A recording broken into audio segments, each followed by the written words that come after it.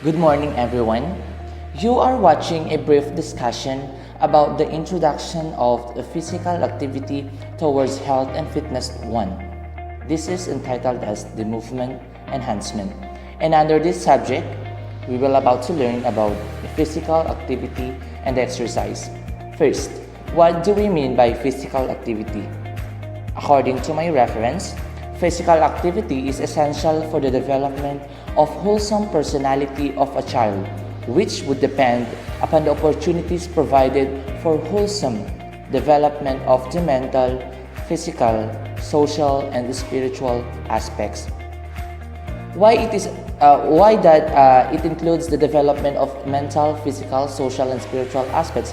Because physical activity helps the development of the holistic part of our body. When we say holistic, ito yung kabuuan ng pagkatao ng isang tao. And then it includes mental, physical, social, and spiritual aspects. Next, when we say physical activity, these are movement carried out by the skeletal muscles that requires energy. Different types of physical activity can be vary by easy or intensity. You can do physical activities from easy to hard one. First, of course, you must start doing physical activities, of course, from the low. From the low, you start it from the easy one before going to the hard one, because that was the process. Hindi naman pwede na gagawin mo ang isang physical activity at isasabak mo ang sarili mo sa mga mahihirap na physical activities. So of course, you must follow the process. You must follow the process by simply doing physical activities from its low impact up to the high impact of physical activities. Physical activity is essential to health and confers wide-ranging health benefits, but exercise is necessary to significantly improve physical fitness. When we say physical fitness, it is the ability of the body to do such works without suffering undue fatigue. Meaning to say, you can do the work or the task by just simply doing the work or the task, you do not feel any fatigue. And that is what we call physical fitness. Meaning to say kasi, hindi ka madaling napapagod. Now, when we say exercise is a type of physical activity that requires planned, structured, repetitive bodily movement to improve or maintain one or more components of physical fitness. Why does exercise need to be planned? Because you do not have to exercise if it is unplanned. Ano yun? Bigla-bigla ka na lang mag-e-exercise ng hindi planado? So, biglaan lang? No. Exercise should be planned para maganda yung flow at systematic yung flow ng exercise na gagawin mo. And of course, exercise should be structured. Exercise needs a clear and strong structure para mas maging matibay din yung result na makukuha natin out of doing that exercise. And of course, it must be a repetitive bodily movement. Why does it need to be repetitive? Because you do not just exercise for once. Hindi pwedeng mag-exercise ka ng ngayon lang, ng isang beses lang sa isang buwan. You must do it repetitively. Maybe you do the exercise twice a week. So that is a good repetition. That is a good repetition of exercise. Did you get it? I hope so.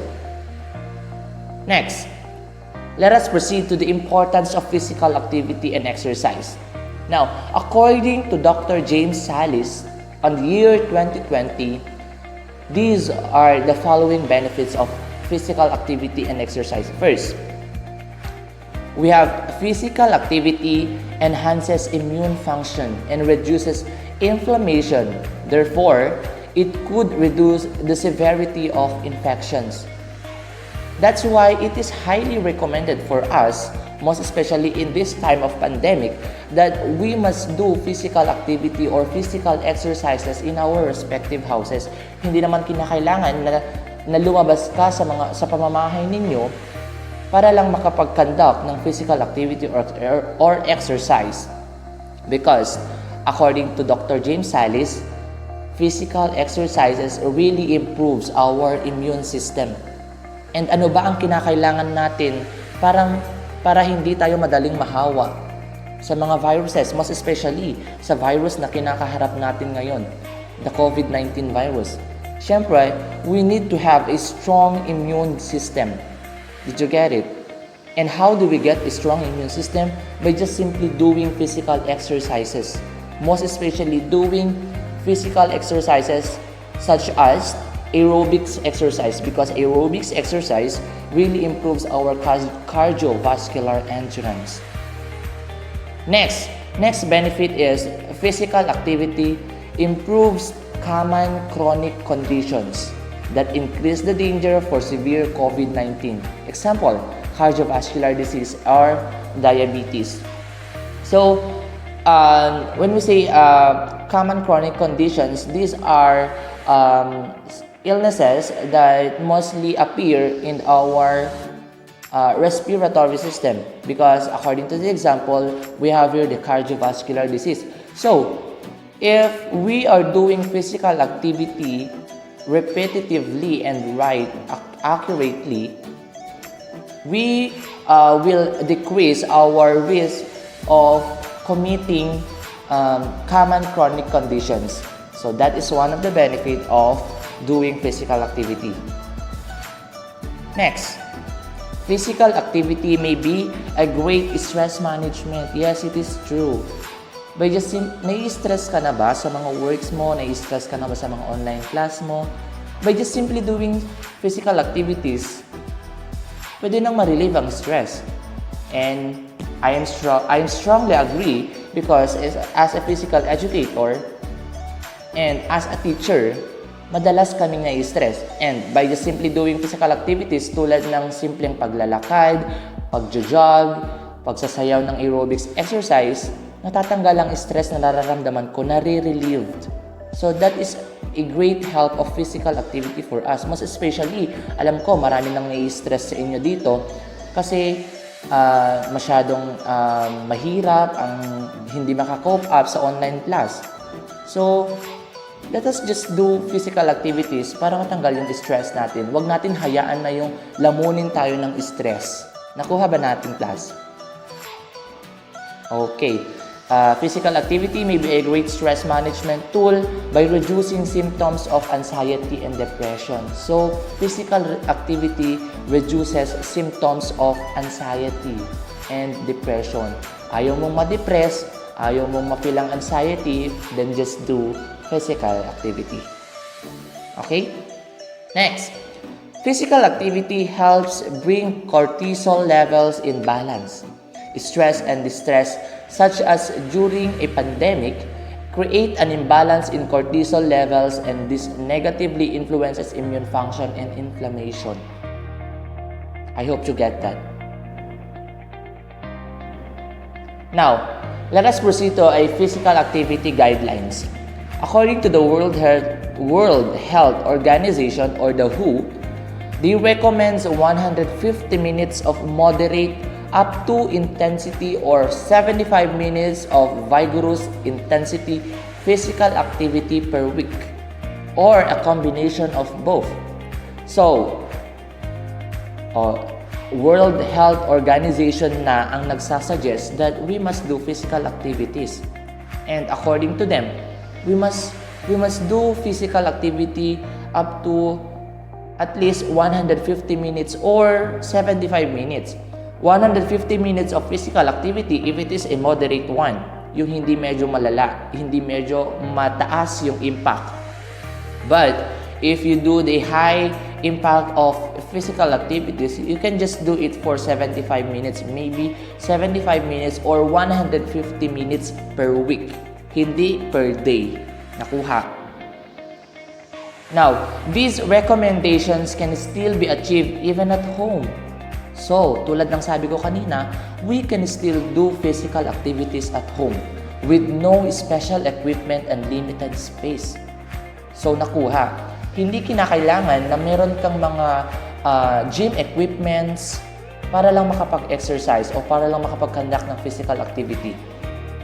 Or hindi kinakailangan na napakalawak ng space mo tulad ng sa space ng gymnasium para lang makapag-conduct ng physical activity. Kahit limited lang ang space natin, we can do physical activities. There are several kinds of physical activities that we can do without using a large amount of space. The following are some recommendations on the way to stay active and reduce sedentary behavior while at home. First, take short active breaks during the day. Short bouts of physical activity add up to the weekly recommendations. Next, follow an online exercise class. When we say online exercise class, our subject is a great or a, is already a platform of online exercise class. Take advantage of the wealth of online exercise class. So, meaning to say, you need to be serious whenever we will have an online exercise class because this will be a great way or a good way para matulungan ko kayo na magkaroon ng physical activity kahit nasa pamamahay lang ninyo or kahit nasa masaang lugar man kayo kung saan merong signal kasi this is an online exercise class. Next, walk. A simple walk. Even in small spaces, walking around or walking on the spot can help you remain active. O tulad nga ng sabi ko kanina, kapag nai-stress ka, you just simply walk. Maglakad-lakad ka lang kung saan-saan, mag-ikot-ikot ka sa barangay ninyo.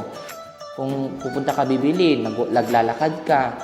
So, that is, by simply doing that simple physical activity, malaki nang naitutulong sa katawan natin. Next, stand up.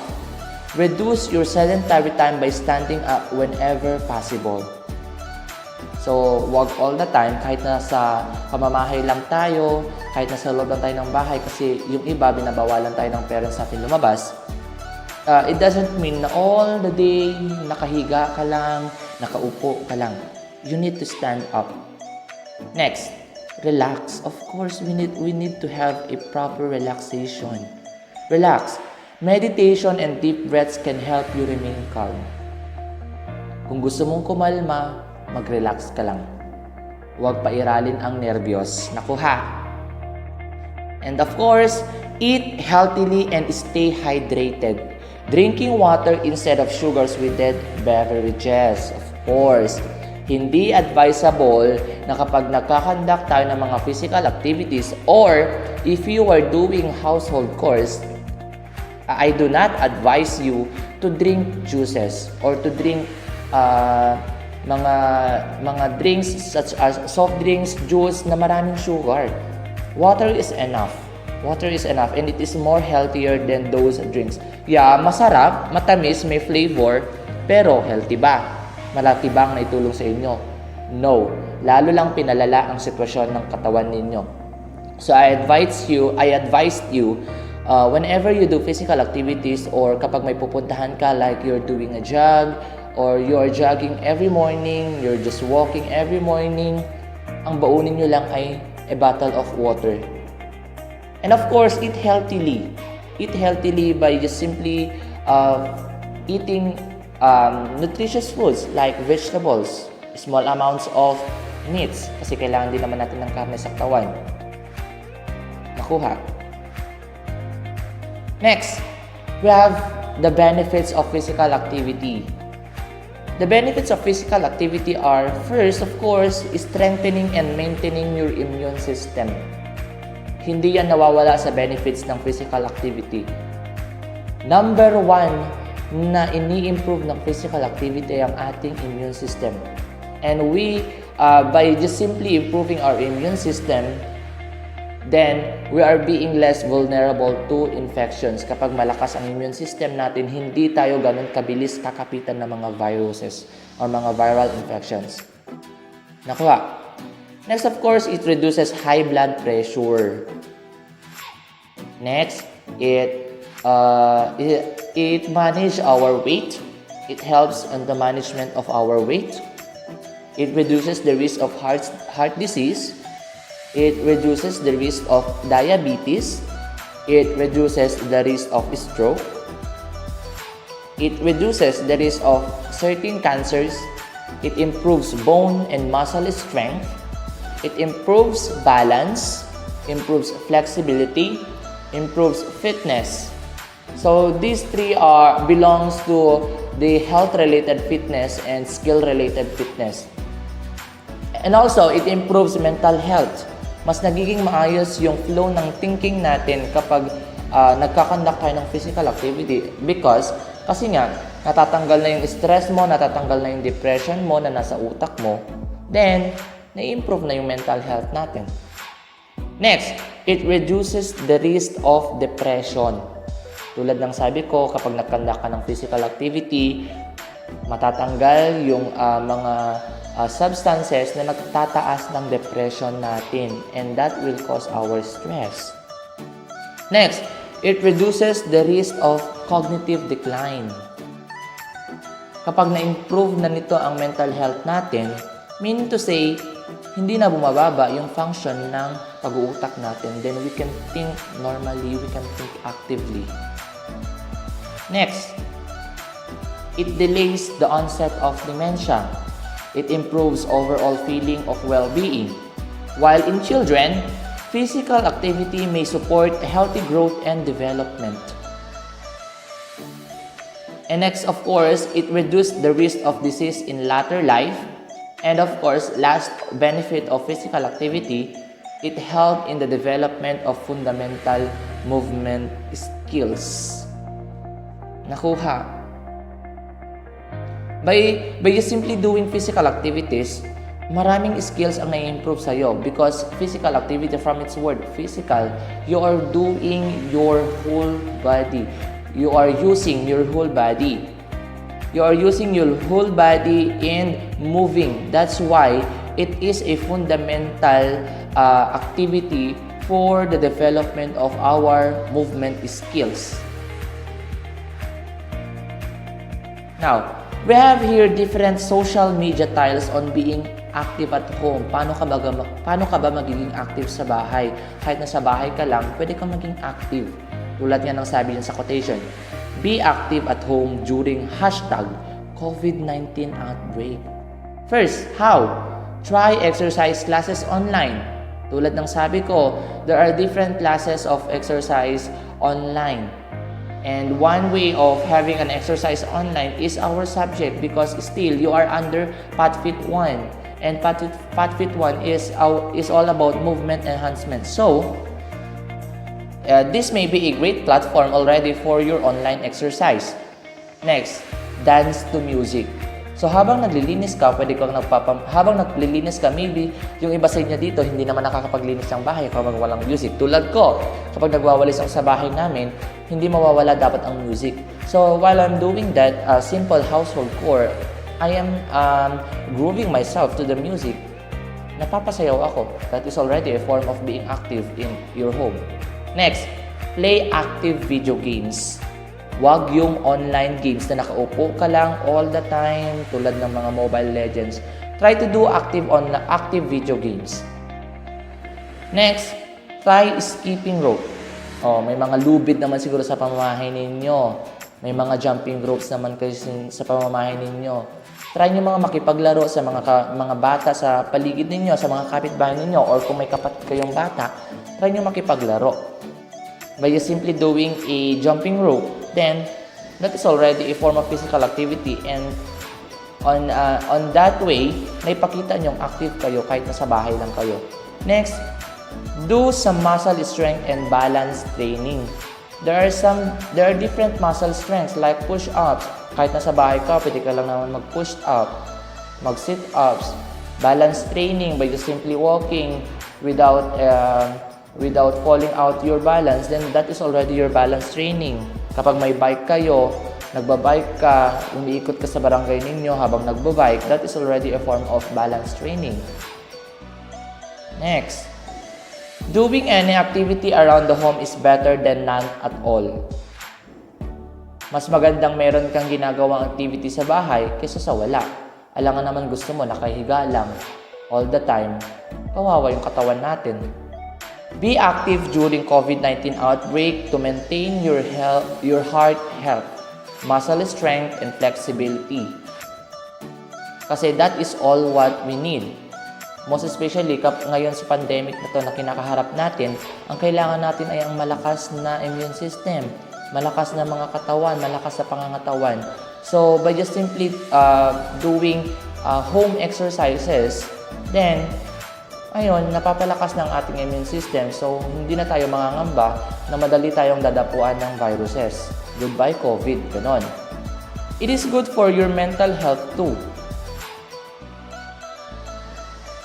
Next, if you're at home during COVID-19 outbreak, we can do exercises 30 minutes daily. Siguro for this day, exercise ako good for 30 minutes. I will do aerobic exercises for 30 minutes.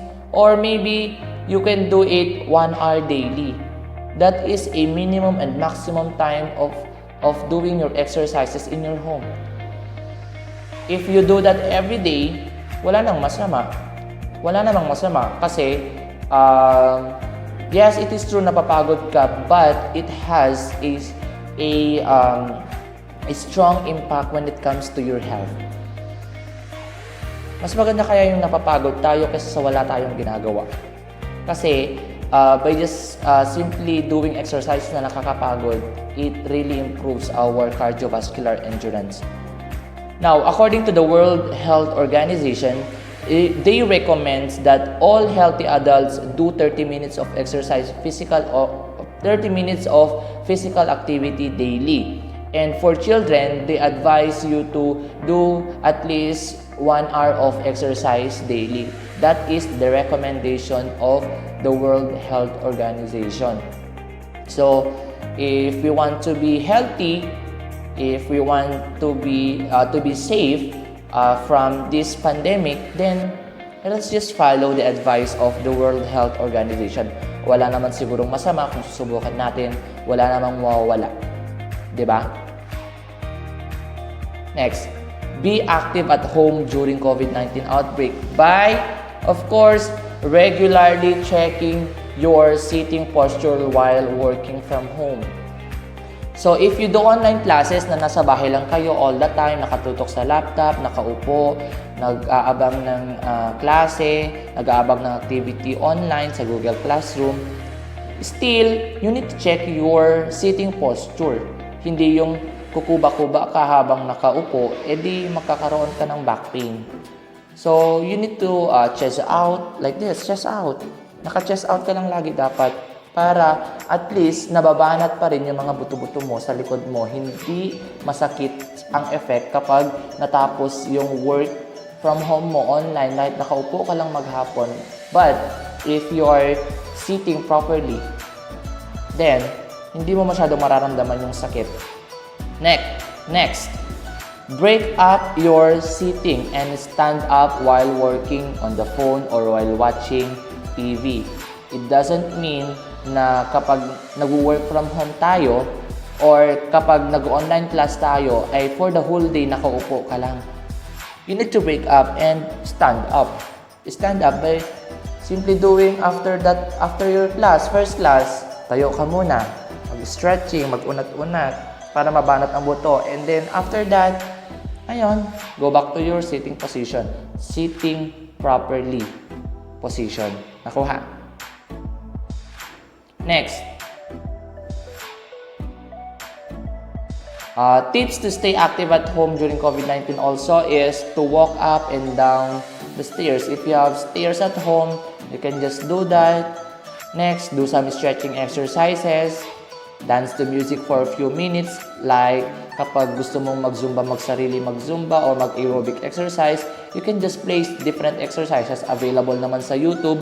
Yung mga music, mga videos, you can just imitate what is played in the video. So by just simply doing that, nagiging active ka na kahit nasa bahay ka lang. And then of course, seek more ideas and resources online. Yes, of course, napakarami nating resources online. And on this day, sa panahon ngayon, marami na ang nagiging reference, mostly ang online or ang internet. Kasi mas marami tayong information na nakukuha through online or through our internet connection. So kapag gusto nating matuto patungkol sa mga ideas kung paano magiging active pa sa mamamahay, we can just search, we can just browse our internet. Now, keeping active every day is good for your body, mind, and spirit, especially during these stressful times. And more physical activities you do can improve your sleep, which is also important for good health. Improve our sleep.